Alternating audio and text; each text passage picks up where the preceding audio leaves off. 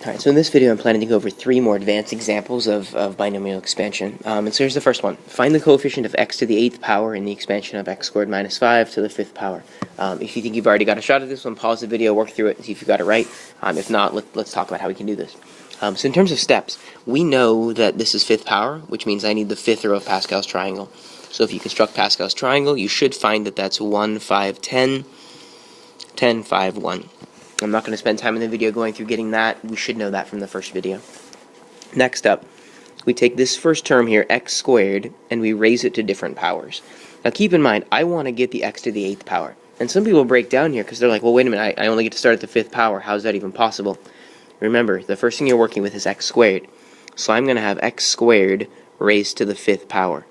Now keep in mind that that's actually a combined power of x to the 10th. It's not what we're looking for, but that's what it's going to be. The next one down is going to be x squared to the 4th.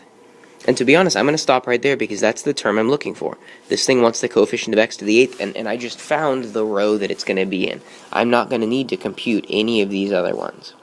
Okay? But I do have more work to do, right? We also have to do something with the x to the, with the negative 5. That negative 5 is going to be raised to the 1st power.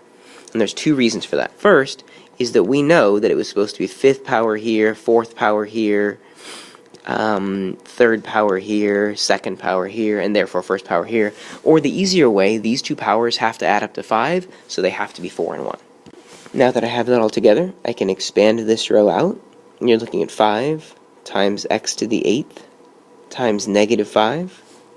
And so if I simplify that, that's negative 25x to the 8th, which means the coefficient, the thing they're looking for, is negative 25. Okay? So that's my first advanced example. And the thing that made this one advanced is just this idea that the power that they were looking for was higher than the power of the binomial, but it was okay because one of the terms had a power in it. In this next example, you're being asked to find the constant term in this expansion. And again, these are advanced problems. So the thing that makes people break down on this one is first they wonder, what is the constant term? All right, well, the constant term is the term that has no variables. But a lot of times, even people know that, they're like, well, that's not even possible because these both have variables in them, and they'll just run away from the problem. Don't worry about it. Just start setting the problem up. Because it's 4th power, we know we're going to have 1, 4, 6, 4, 1. Right? Then we're going to have these powers. It's going to be 2x cubed to the 4th, 2x cubed cubed, 2x cubed squared, 2x cubed to the 1st, and then 2x cubed to the 0 that is going to disappear. Right? Then you've got your other parts. You've got this one that's supposed to be raised to the other powers. Negative 1 over x to the 4th, negative 1 over x cubed, negative 1 over x squared, negative 1 over x to the 1st, and finally negative 1 over x to the 0, which doesn't matter. Okay. Again, a lot of people, I feel like, see this and then they start worrying because they're like, how in the world am I supposed to have no variables? Again, it will work out. I think the next thing that we should look at is we should look at what is the what is the power of x in each one of these, right? The power of x in each one of these, like this first one here, you have x cubed to the 4th, that's going to be a 12th power. Right? This next one down is x cubed cubed, so that's x to the 9th. So x to the 9th times a 1 over x, that's going to end up being the 8th power. Right? For the next one down, you've got x cubed squared, so that's x to the 6th. But then you've got 1 over x squared, so it's sort of like you've got an x to the 6th over x squared. This is going to end up being the 4th power. And you can probably see a pattern here. You've got 12, 8, 4. This one's probably going to be 0. And we can see it here. It's really actually kind of cool. This is x cubed. This is going to be 1 over x cubed. This term here is going to be my constant. So with that said, I don't really care about any of the other ones. All I have to figure out is what happens here. Right? I have my 4 from the front. I have my 2x cubed. And then the blue part is going to be negative 1 over x cubed. Again, this works out really, really nicely because the x cubed here will cancel with the x cubed here. And that whole term ends up just being negative 8. So the constant term in that expansion is negative 8. Okay? I've got one more example for you. And here it is. Find the coefficient of the square root of 3 in the expansion of 2 minus root 3 to the 3rd power. This Again, advanced problem, this is a different one. In this one, you kind of have to do all of the expansion. I'll walk through it and I'll show you what happens. So first of all, it's third power, which means the third row, 1, 3, 3, 1.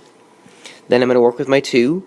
I have 2 to the third, 2 squared, 2 to the first, and, 2 to the 0.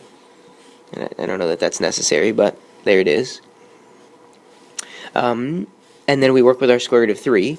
I've got negative root 3 cubed, negative root 3 squared, negative root 3 to the first, and negative root 3 to the 0, which doesn't matter.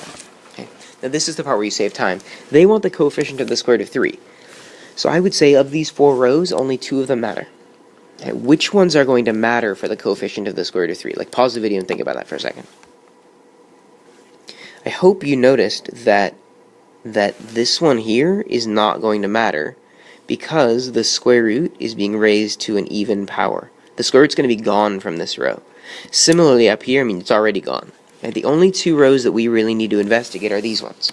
Okay, so I'm going to work those out now. I've got 3 times the blue 4 times, and then the red part is, times the negative square root of 3. So that whole row is going to become negative 12 root 3. And then for the last one, you've got the 1 from the front. The blue part goes away. For the red part, when you square those, like, you're basically going to end up with 9 root 3. I'm sorry, negative 9 root 3.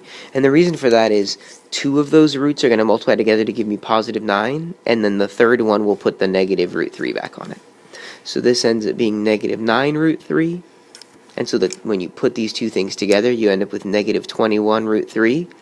And so the coefficient of the square root of 3 in this problem is negative 21. That's your answer to the question. There may be other strange things they can do with these, but these 3 things are probably the 3 most common advanced techniques.